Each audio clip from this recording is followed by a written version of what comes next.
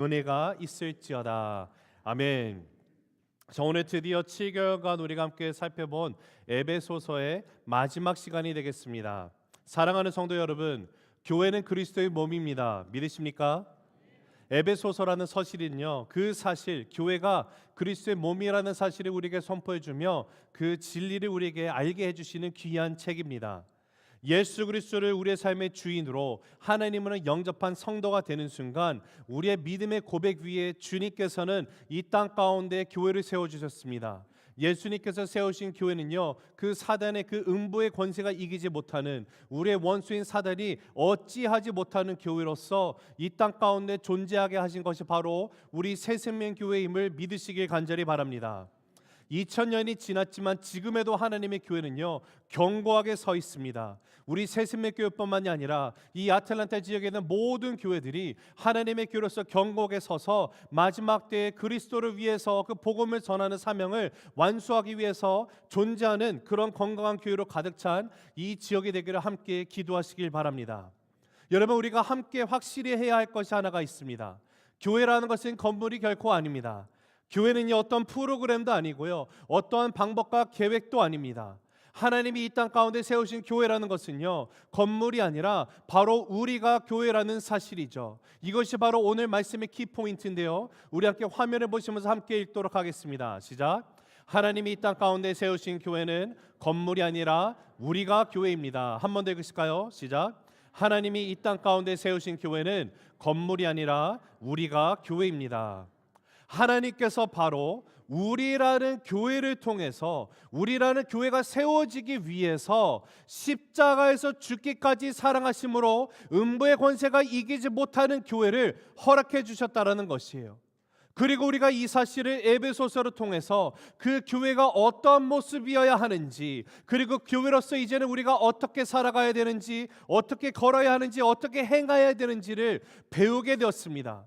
그리고 이러한 모습을 우리가 이제 깨닫고 나갈 때 더 이상 우리가 교회로서 그저 가만히 서 있는 것이 아니라 이 모습으로 행하며 나아가야 한다라고 오늘 계속해서 우리에게 선포해 주시는 하나님의 말씀을 우리가 믿음으로 받고 나아갑니다.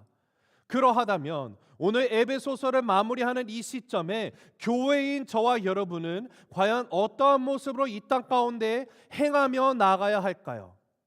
오늘 말씀 가운데 발견되는 세 가지를 여러분과 나누도록 하겠습니다. 첫째, 성령 안에서 기도해야만 합니다.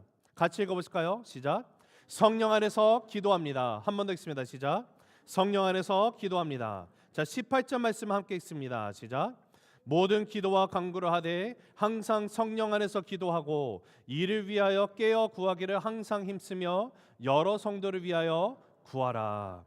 여러분, 지금 우리가 오늘 18절부터 24절까지 마지막 말씀을 보는데요, 우리가 지난주에 전신갑주에 대해서 마지막으로 보고 나갔던 17절까지 말씀을 보았을 때는요, 우리가 분명한 사실은 예수님의 구주를 영접하는 순간 그 한 사람도 빠짐없이 다 영적 전쟁 가운데 임하고 나갈 수밖에 없습니다. 이 영적 전쟁에서 우리가 이기기 위해서 하나님께서 허락하신 것이 바로 전신갑주라는 것이었고, 우리는 날마다 머리부터 발끝까지 하나님의 능력을 힘입어 이 영적 전쟁 가운데 맞서 싸우고 나갈 때 승리하는 그런 삶을 살기 위해서 주님께서 허락하신 전신갑주들을 우리가 살펴봤습니다. 그런데 중요한 것은요, 이 군사, 우리가 영적인 군사들로서 주님의 그리스도의 군사로 전쟁 가운데 임하고 나갈 때 하나님의 전신갑주를 온전히 무장하고 이 전신갑주들이 하나도 떨어지지 않고 정말 제 능력을 발휘하며 이 전쟁 가운데 이기기 위해서 반드시 필요한 것이 하나가 있는데, 그것이 뭔가 보니까 그 전신갑주를 끝나면서 이어지는 18절에 나오고 있는 기도라는 거예요. 내가 아무리 하나님의 전신갑주를 입는다고 할지라도 이것을 입으려는 모습의 노력은 있으나 기도가 빠지면요, 거기에는 어떠한 능력도 나타날 수가 없다라는 사실입니다.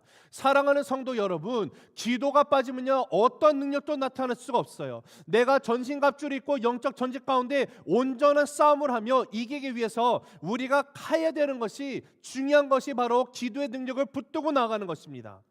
그러하기 때문에 오늘 교회를 향해서 너희들이 해야 할 일이 있다라고 하나님이 선포하고 계시는데요, 그것이 무엇인가 보니까 바로 항상 깨어서 기도하는 것이에요.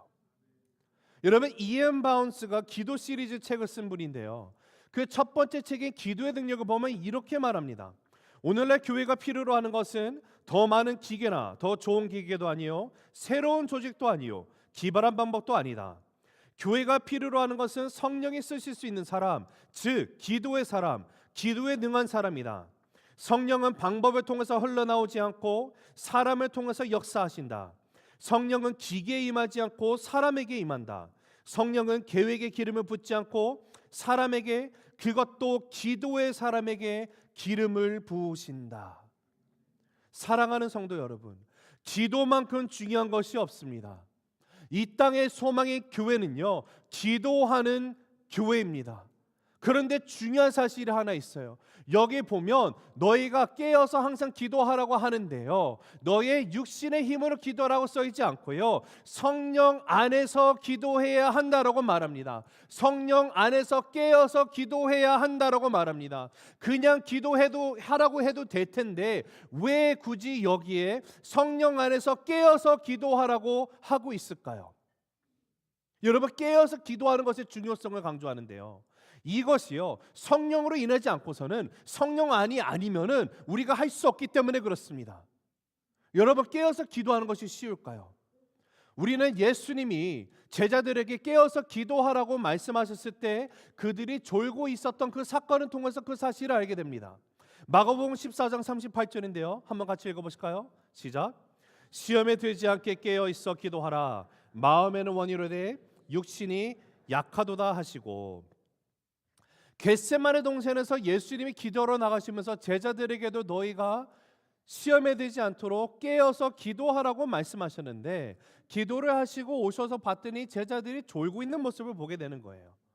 여러분, 이것을 볼 때 우리는 이 말씀이 그냥 육신이 깨어 있는 것만으로 생각을 할 수도 있어요, 한글 성경을 보면. 그러나 영어 성경 가운데, 여러분이 지금 화면에 보시는 것은 ESV 버전인데요, 거기 보면 watch and pray that you may not enter into temptation이라고 말합니다. watch and pray입니다.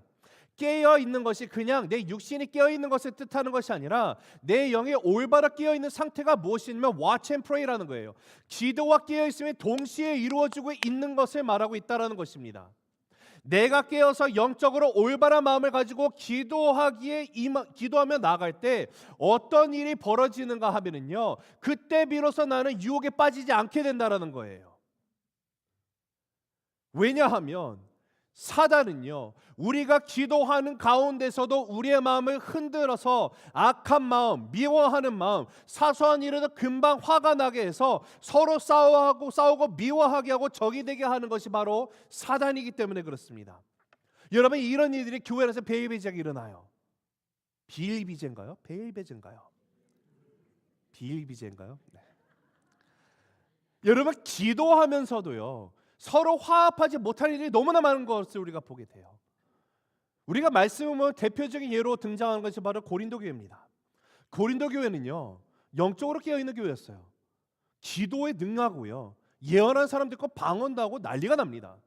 그런데 예언하고 기도하고 방언하는데 서로 안에서 큰 갈등이 일어나서 교회가 갈라지고 있어요. 여러분, 교회에서 기도하는데 갈라지는 것이 말이 됩니까? 기도하면 그 열매가 갈라집니까요? 하나님은요, 사도 바울을 통해서 그 갈등을 제거하기 위해서 고린도 교회에 향한 서신을 주신 것이 바로 고린도전서입니다. 여러분, 우리는 성령 안에서 깨어서 기도를 해야만 하는 거예요. 고린도 교회처럼 그렇게 기도 가운데 힘쓰고 나갔던 성령 하나님의 역사 가운데 정말로 능력 가운데 예민하게 반응하려고 나가려 했던 교회도 그렇게 어려움이 있었더라면요, 이것을 우리가 정말로 나의 인생 가운데 그런 동일한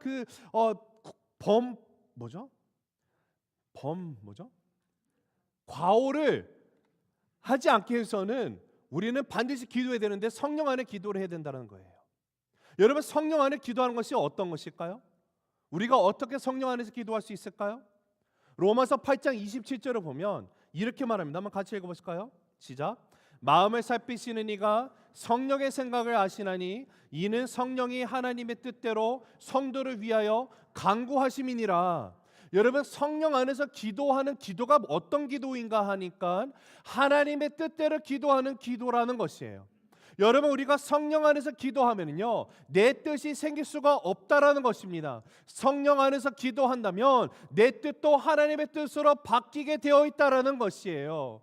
예수님이 십자가를 앞두고 기도하셨던 기도를 우리가 보면서 배우게 되는 것이죠. 누가복음 22장 42절인데 한번 같이 읽어보실까요? 시작. 이르시되 아버지여, 만일 아버지의 뜻이거든 이 잔을 내게서 옮기시옵소서. 그러나 내 원대로 마시옵고 아버지의 원대로 되기를 원하나이다 하시니. 여러분, 예수님이 가셔야 되는 길은 십자가의 길이었습니다. 근데 하나님이신 예수님도요, 이 십자가의 고통의 무게가 너무도 컸기 때문에 피하고자 하셨던 마음이 있었어요. 그만큼 어려운 것이 십자가입니다. 그러나 기도하고 나가실 때 어떻게 기도하십니까? 하나님 아버지, 내 원대로 마시옵고 아버지의 원대로 되기를 원합니다. 바로 이것이 성령 안에서 하는 기도라는 사실이에요. 나의 이익을 위해서 구하는 기도는 성령 안에서 기도하는 그 기도가 아닙니다.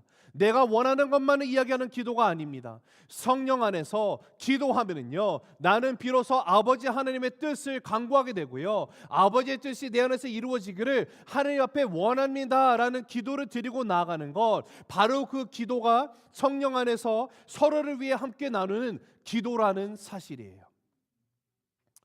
여러분, 마가복음 12장 25절을 보면 예수님이 이렇게 말씀하셨는데요, 같이 읽어보실까요? 시작.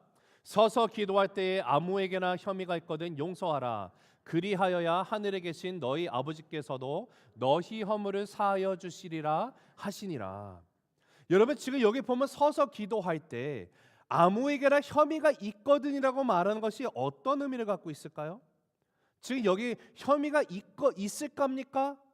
아니에요. 혐의가 이미 있는 것을 가정하고 있어요. 이미 혐의가 있다는 것, 잘못이 있습니다. 그런데 너희가, 저와 여러분이 기도하러 하나님 앞에 섰을 때 내가 성령 안에서 기도를 하면 어떠한 역사가 일어나는가를 우리에게 가르쳐 주시는 건데요, 우리의 마음 가운데 무엇인가 잘못되어서 관계가 틀어진 것이 있으면 이 관계의 틀어짐으로 인해서 이것이 그 상대방이 나에게 잘못해서 관계가 틀어진 걸 수도 있고요, 내가 잘못함으로 인해서 틀어진 걸 수도 있습니다. 그러나 그런 어떤 상황이 됐든지 간에 성령 안에서 기도를 하면 그 사실을 깨닫게 하시는 성령 하나님이 가서 먼저 이 관계를 다시 회복하도록 역사하신다라는 거예요. 내가 잘못한 것이 아무것도 없습니다. 그럼에도 불구하고 성령 안에서 내가 기도를 하다 보니까 내가 먼저 가서 화해하자라고 말하며 이야기를 시작할 수 있는 능력이 생기게 됩니다. 우리가 그렇게 하는 거예요. 그를 용서하고 그 다음에 하나님 앞에 기도하러 나오라고 말하는 겁니다. 그러하기 때문에 우리가 정말로 성령 안에서 기도하면요, 미워하는 사람이 있을 수가 있을까요? 없습니다. 성령 안에서 내 생각을 지키시는 하나님 아버지께서 하나님의 마음이, 하나님의 뜻이 나의 마음이 되었기 때문에 이제는 내가 하나님의 사랑과 그 사람을 바라보게 된다라는 사실이죠. 근데 만약에 내가 기도를 하는데, 기도했는데 이 사람이 더 꼴보기가 싫어집니다. 뭔가 잘못된 거예요. 그거는 육신의 힘으로 기도했기 때문에 그래요. 내가 성령 안에서 기도하면 아버지 뜻이 내 안에서 이루어질 수밖에 없습니다. 아버지 뜻이 무엇입니까? 사랑이에요. 용서입니다. 화목입니다. 화해입니다. 바로 이런 일들이 성령 안에서 이루어지게 된다라는 사실이에요. 우리가 성령 안에서 기도하게 되면 또 어떤 역사가 일어나게 될까요? 말씀을 살펴보면 갈라디아서 5장에 가서 22절 23절에 성령의 열매에 대해서 얘기하시는데 한번 읽어보실까요? 시작. 오직 성령의 열매는 사랑과 희락과 화평과 오래 참음과 자비와 양성과 충성과 온유와 절제니 이 같은 것을 금지할 법이 없느니라. 우리가 성령 안에 기도하면 용서를 구하고 화해가 일어난 것을 그치는 것이 아니라 또 어떠한 것이 일어납니까? 우리의 인생 가운데 성령의 열매가 반드시 맺히게 되어 있어요. 성령 안에 기도하면 용서가 일어나요. 성령의 열매가 가득 찬 인생을 살아가게 됩니다. 내가 성령 안에서 기도하고 있는지 아닌지에 대한 그 결과가 어디로 나타나요? 성령의 열매가 있는지 없는지를 보면 돼요. 내가 기도하는데 육신 안에서 기도하면 어떤 일이 일어날까요? 육신의 열매를 맺게 됩니다. 육신의 열매가 뭘까요? 미움, 시기, 지춤, 다툼, 분열, 육신의 열매예요. 사랑하는 성도 여러분, 성령의 열매가 가득 차기를 주님의 이름으로 축복합니다. 우리 새생명교를 통해서 드려지는 모든 기도가 하나님 아버지의 뜻 안에서 발견이 되고 하나님의 뜻만이 온전히 이루어지기를 간구하고 나가는 성령 안에서 기도하는 데 힘쓰는 저와 여러분 되시기를 다시 한번 주님의 이름으로 축복하며 축복합니다. 우리가 교회로서 이 땅 가운데 존재하면서 그 이유가 어디 있을까요? 어떤 모습으로 살아가야 될까요? 오늘 말씀 보니까 둘째로 복음을 선포해야 된다고 말합니다. 같이 읽어보실까요? 시작. 복음을 선포합니다. 한 번 더 읽습니다. 시작. 복음을 선포합니다. 자, 19절 20절 읽습니다. 시작. 또 나를 위하여 구할 것은 내게 말씀을 주사 나로 입을 열어 복음의 비밀을 담대히 알리게 하옵소서 할 것이니 이 일을 위하여 내가 쇠사슬의 메인 사신이 된 것은 나로 이 일에 당연히 할 말을 담대히 하게 하려 하심이라. 지금 사도 바울이 자신의 상황을 다시 한번 에베소 성도들에게 말하면서 이 서신을 마무리하고 있습니다. 그런데 내가 쇠사슬에 매여 있다라고 말하고 있어요. 여러분, 에베소서를 쓰는 사도 바울이 어디서 이 서신을 썼습니까? 옥중에 썼어요. 감옥에 갇혀 있어 구금된 상태입니다. 만약에 우리 새생명교회 가운데 저와 여러분이 이런 상황에 있다면요, 기도 요청을 할 때 어떤 기도를 요청을 할까요? 만약에 여러분 앞에서 말씀을 전하고 있는 이 한영근 목사가 복음을 전하다가 감옥에 들어가게 됐습니다. 그리고 제가 기회가 있어서 우리 새생명 성도님들에게, 사랑하는 성도님들에게 손편지를 보냅니다. 그러면서 제가 기도의 요청을 하면 저는 과연 어떤 기도를 요청을 할까요? 아마도 저는 여러분, 사랑하는 성도 여러분, 제가 진짜 복음의 메시지를 전하다가 이렇게 갇힘을 당했습니다.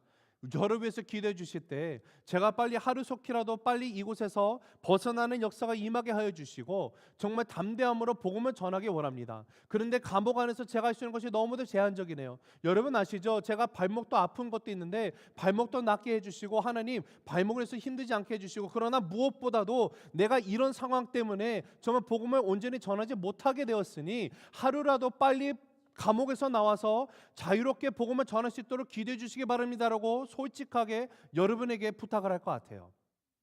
그런데 지금 사도 바울은요, 뭐라고 기도하고 있습니까? 내가 지금 쇠사슬에 매여 있지만 이 상태에도 내가 빨리 풀려나게 해주십시오라고 기도를 부탁하는 것이 아니라 어떤 상황이 된다 할지라도 담대히 하나님의 복음을 전할 수 있도록 기도해 주십시오예요. 사도 바울은요, 지금 자신이 감옥에 갇혀 있는 것도, 들어가 있는 것도 하나님의 주권 가운데, 계획 가운데 놓여진 상황이기 때문에, 하나님이 허락하신 거기 때문에 이 상황을 회피하려는 것이 아니라 모면하려는 것이 아니라 주어진 환경 가운데서도 오늘도 복음을 전하기 위해서 힘쓰고 나아가는 모습으로 있었다라는 거예요. 사랑하는 성도 여러분, 어떤 상황이나 환경에 얽매이지 아니하고 자유함을 얻고 매 순간마다 복음을 전하고 나아가는 것이 바로 교회의 참된 모습입니다. 모든 상황 가운데서도 하나님의 복음이 이 땅 가운데 선포되어지기 위해서 존재하는 것, 바로 그것이 바로 우리 새생명교회가 이 수완의 지역에 존재하는 이유임을 믿습니다.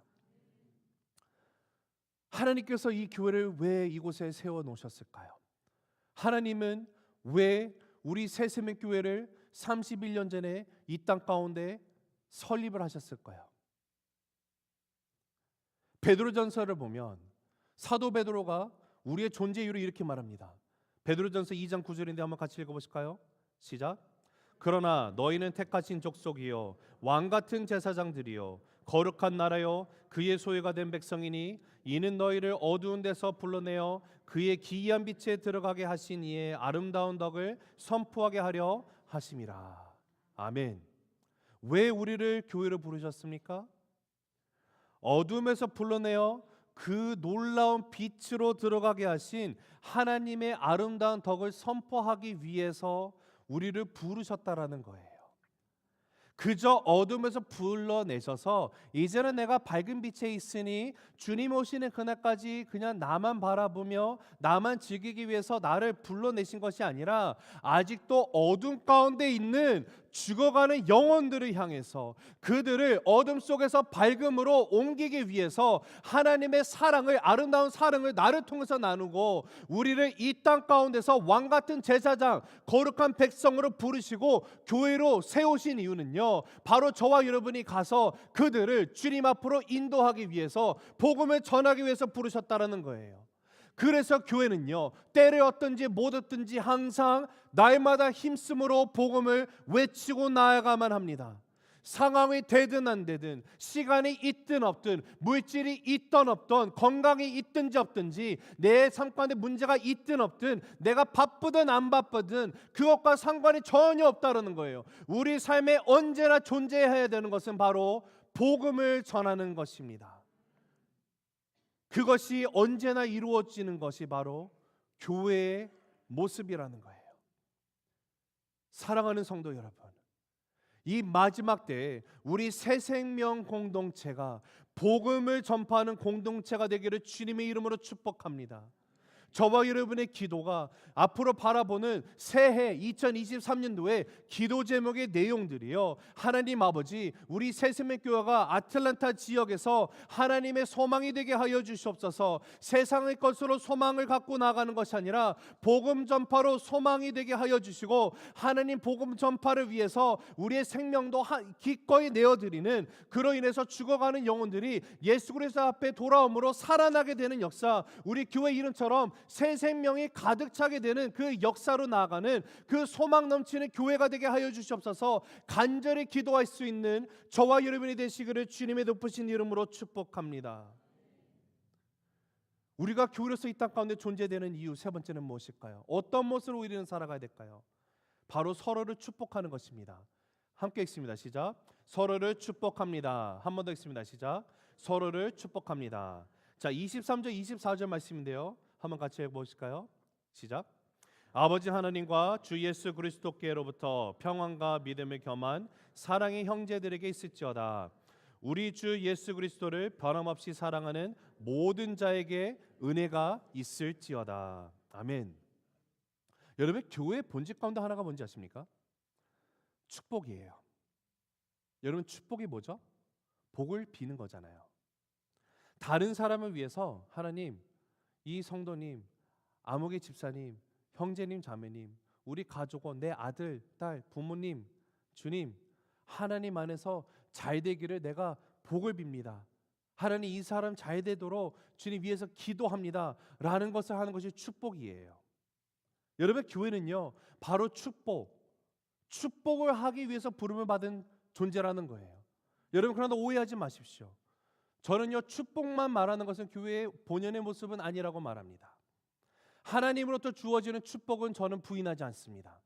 분명히 축복이 있습니다. 그러나 이 모든 것도요, 우리가 예수 그리스도 안에서 온전히 서 있고 성령 안에서 기도하며 성령 안에서 함께 서로를 위해서 축복하고 나갈 때 분명히 하나님이 주시는 축복이 임하게 될 줄로 믿습니다. 여러분, 고린도 교회를 향한 아까 사도 바울의 그 편지에 대해서 우리가 함께 살펴봤었는데요, 이야기를 나눴었는데요, 이 사도 바울이 쓴 이 고린도전서를 향한 그 편지의 첫 부분의 서론을 보면은 고린도전서 1장 3절에 이렇게 말합니다. 한번 같이 읽어보실까요? 시작. 하나님 우리 아버지와 주 예수 그리스도로부터 은혜와 평강이 있기를 원하노라. 자, 지금 고린도 교회를 향해서 축복을 빌고 있는 사도 바울의 그 편지가 나옵니다. 그런데 이렇게 정말로 아버지와 예수 그리스도로부터 은혜와 평강이 당신들의 삶 가운데 넘치기를 간절히 빕니다 라는 기도를 하고 난 다음에 사도 바울이 이어서 나오는 고린도전서의 내용을 보면은요, 엄청나게 혼냅니다. 고린도 교회에서 지금 일어나고 있는 말도 안 되는 그 사건들에 대해서 잘못을 드러내면서요, 그들을 올바른 길로 돌아오라고 질책을 막 가하는 것이 바로 고린도전서의 서신이에요. 그리고 나서 이 고린도 서신을 어떻게 마무리하는가 보면 고린도전서 16장 23절 24절인데 한번 같이 읽어보겠습니다. 시작. 주 예수 그리스도의 은혜가 너희와 함께 하고 나의 사랑이 그리스도 예수 안에서 너희 무리와 함께 할지어다. 지금 무엇을 말하고 있습니까? 사도 바울은요, 사랑을 가지고 그들을 향해서 복을 빌어주고 있다는 사실이에요. 사도 바울이 고린도전서에서 정말로 적나라하게 그들의 죄를 밝히면서 질책을 하면서요, 정말 혼내는 것, 이 모든 것을 채찍을 가하는 것은요, 그들이 미워서가 아니라는 겁니다. 사랑하기 때문이에요. 올바로 서게 하기 위해서입니다. 하나님 앞에 한치 부끄러움이 없는 그런 교회로 세워지기 위해서 그렇게 하는 거예요. 하나님의 사랑으로 그들에게 이 서신을 보내고 있습니다. 그러하기 때문에 모든 사도 바울의 편지를 보면은요, 언제나 얼마나 그가 정말 그 어쩌면 죄를 들춰내면서 이렇게 말을 하고 나가는 모든 것의 베이스로 깔리는 것이 무엇이냐면 하나님의 사랑이 베이스가 돼 있고요. 그리고 무엇보다도 그 중심에는 하나님의 축복, 은혜와 평강이 날마다 넘치도록 빌고 나가는 그 축복의 기도가 있다는 사실을 우리가 보게 됩니다. 여러분, 교회의 정체성은요, 정죄함이 있지 않습니다. 교회는요, 저주하는 곳이 아니에요. 교회는 주 안에서 참된 축복을 위해서 함께 빌며 기도해 주는 곳이에요. 근데 여러분 그거 아십니까? 서로를 위해서 축복을 빌라라는 것이요, 한영근이의 말이 아니라 우리 예수 그리스도 주인 되신 그분이 명하셨던 거 아십니까? 누가복음을 보면은요 10장 5절 6절인데 한번 같이 읽어보도록 하겠습니다. 시작. 어느 집에 들어가든지 먼저 말하되 이 집이 평안할지어다 하라. 만일 평안을 받을 사람이 거기에 있으면 너희의 평안이 그에게 머물 것이요 그렇지 않으면 너희에게로 돌아오리라. 이 말씀은 예수님이 제자들을 짝을 지어서 파송하십니다. 전도하라 하십니다. 어느 집에 들어가든지 반드시 그들이 해야 될 것이 있는데 무엇인가 봤더니 축복을 빌라라는 거예요. 그때 만일에 그 집에 복을 받을 만한 사람이 있으면 그 복이 그 집에 임할 것이고, 받을 만한 사람이 그 집에 없으면 그 복이 어떻게 된다라고요? 너희들에게 돌아가게 될 것이다라고 말씀하십니다. 그러하기 때문에 복을 받을 만한가 못 받을 만한 사람인가를 그거를 생각하고 하는 것이 아니라 우리가 해야 할 일은 단 하나라는 거예요. 예수 그리스도 안에서 예수 그리스도의 이름으로 축복을 받기를 원합니다. 기도하며 그 복을 함께 나누고 나가는 것이 바로 하나님의 자녀들에게 주신, 하나님의 허락하신 하나님의 권세라는 사실이에요. 사랑하는 성도 여러분, 우리는 예수 그리스도 이름으로 서로에게 축복을 할 수 있는 권세를 하나님이 주셨다는 사실입니다. 서로를 향해서요, 그리스도 이름으로 복을 비시기 바랍니다. 서로를 향해서 주님의 복이 가득 차도록 빌어주는 이 새샘의 교회가 되기를 간절히 바랍니다. 교회는요, 서로를 향해서 축복을 하고 나아가는 공동체예요. 그런데 여러분, 지금 이 축복이라는 것이 단순히 그냥 모든 것이 잘 되길 원합니다, 돈 많이 벌어서 이런 축복이 아니죠. 오늘 말씀을 보면요, 정확하게 어떠한 복을 우리가 빌어야 되는지에 대해서 또 가르쳐주고 있는 것이 나오는데, 우리 23절 상반절을 한번 다시 읽어보도록 하겠습니다. 시작. 아버지 하느님과 주 예수 그리스도께로부터 평안과, 우리가 제일 먼저 빌어야 되는 축복이 뭔가 봤더니 평안이라는 축복이에요. 여기 나와 있는 이 평안이라는 단어는 원어로 에이레네가 쓰여 있습니다. 이 단어는 이미 우리가 살펴봤습니다. 하나님의 전신갑주 볼 때 세 번째 그 무장하는 그 장비였죠. 평안의 복음이 준비한 신을 신고 할 때 거기 나오는 평안도 똑같은 동일한 단어 에이레네입니다. 여러분, 이 에이레네 뜻이 무엇인지 기억하십니까? 예수님이 나를 대신해서 담당하신 그 십자가 화해 사건으로 인해서 하나님과 우리, 저와 여러분의 삶, 그 관계 가운데 완성된 온전한 평화가 임하는 것을 뜻합니다. 또 예수 그리스도로 인해서 이제는 내가 형제 자매 사이에서도 온전한 평화, 화해가 이루어진 그 상태를 가리키는 것이 바로 에이레네라는 헬라어 단어의 뜻이에요. 즉 우리가 비는 축복은요, 이 평화가 임하게 되기를 축복하고 나가는 거예요. 어떠한 상황 속에서도 우리가 인생을 살다 보면 때로는 답답할 수도 있죠. 견디기 힘든 시간을 지날 때도 분명히 있습니다. 그러나 하나님의 온전하신 평화가 여러분의 삶 가운데 차고 넘치게 되시기를 주님의 이름으로 축복합니다.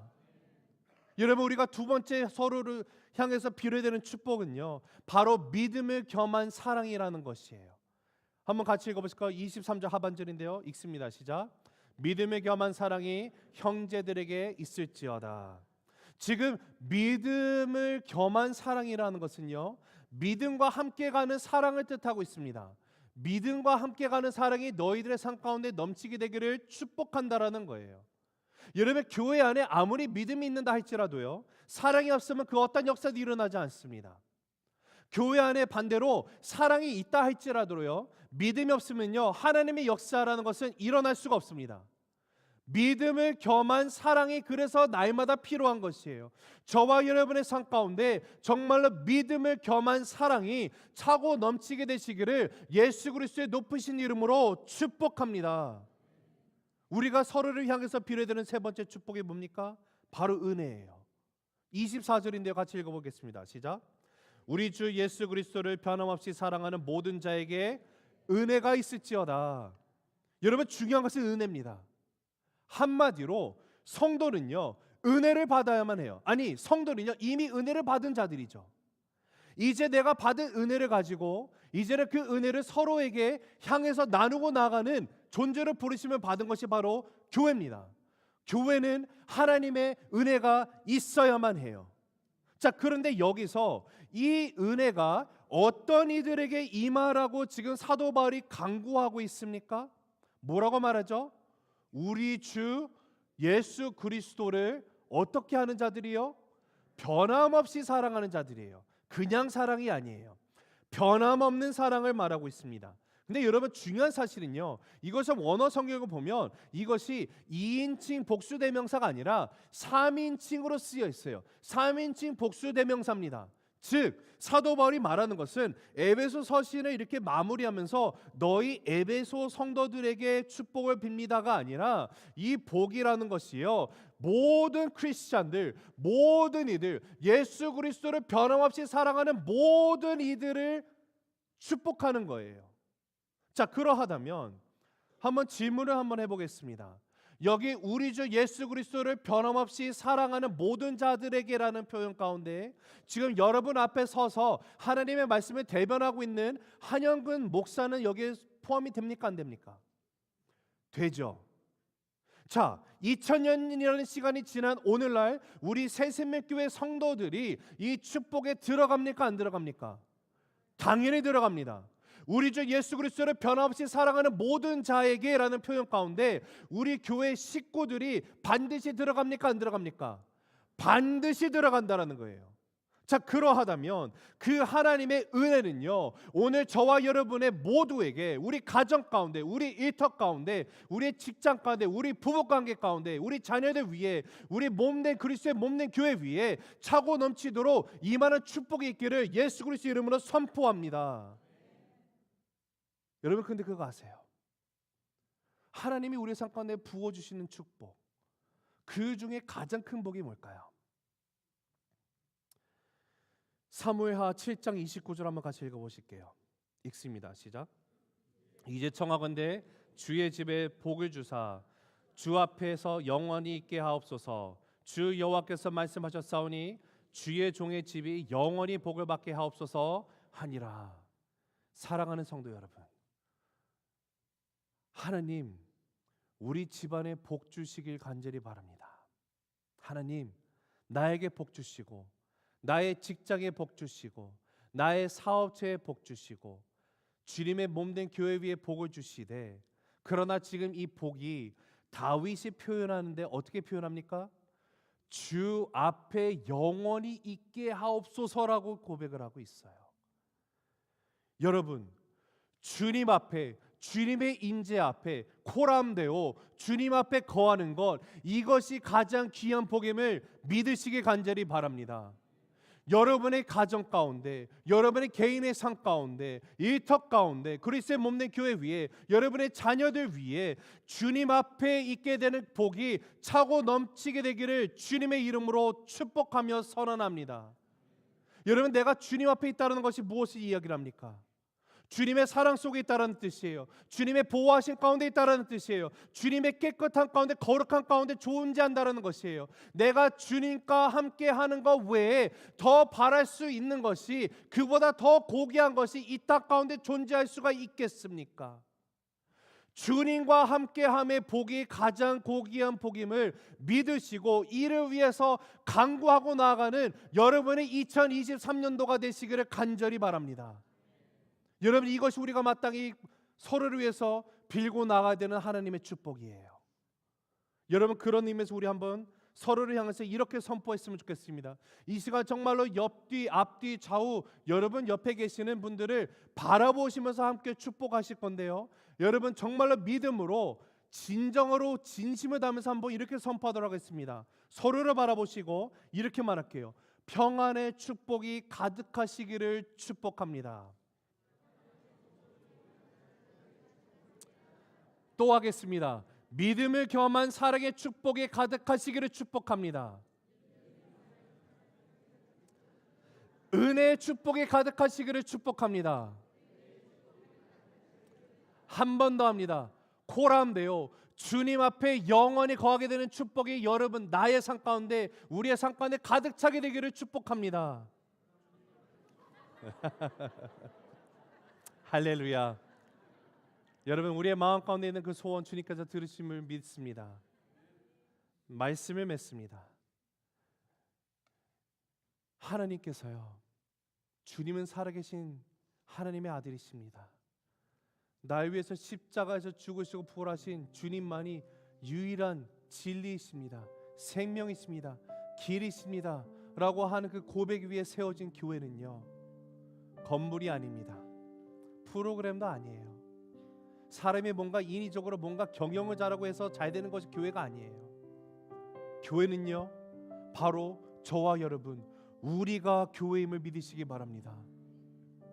교회로서 이 땅 가운데 존재할 때 우리는 성령 안에서 깨어 항상 기도해야만 합니다. 여러분 서로 성령 안에서 기도하고 나갈 때 참된 용서가 일어나게 되길 원합니다.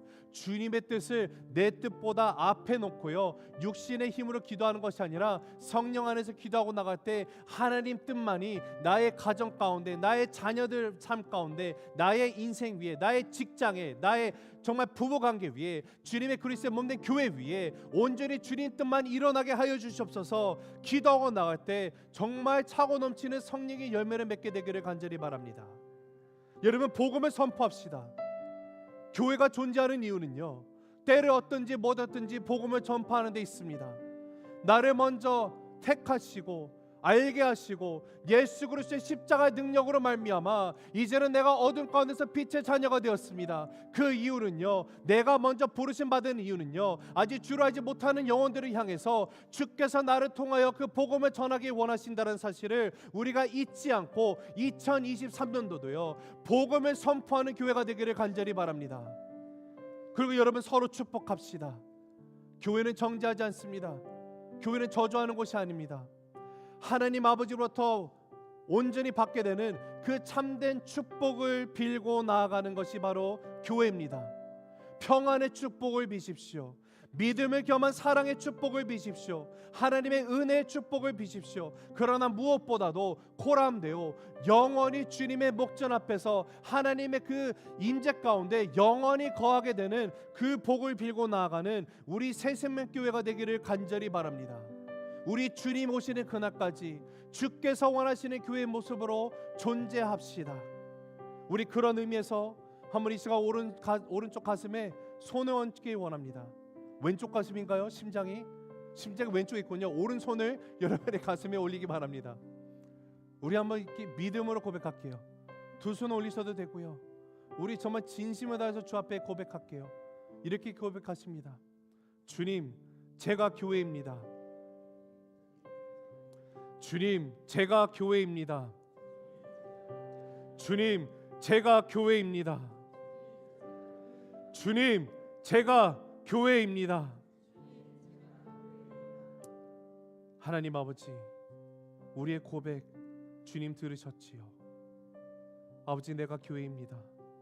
주님, 제가 교회입니다. 이제는 이 땅 가운데 주님의 나라를 위하여 주를 알지 못하는 영혼들을 향하여서 주님 교회로서 내가 존재하는 그 삶으로 부르심을 받았음을 고백하고 나갑니다. 주님, 나의 인생을 통해서 온전히 주님의 뜻만이 이루어지도록 성령 안에서 기도하게 하여 주시고, 주님 오시는 그날까지 주님 복음을 때를 얻든지 못 얻든지 전하게 하여 주시고, 주님 나의 입술에 정죄와 저주가 담기는 것이 아니라 서로를 축복함으로 이 마지막 때에 주님이 세우신 음부의 권세가 어찌하지 못하는 그 교회로 서 있게 하여 주시옵소서. 감사드리며 살아계신 예수 그리스도 이름으로 축복하며 기도하옵나이다. 아멘.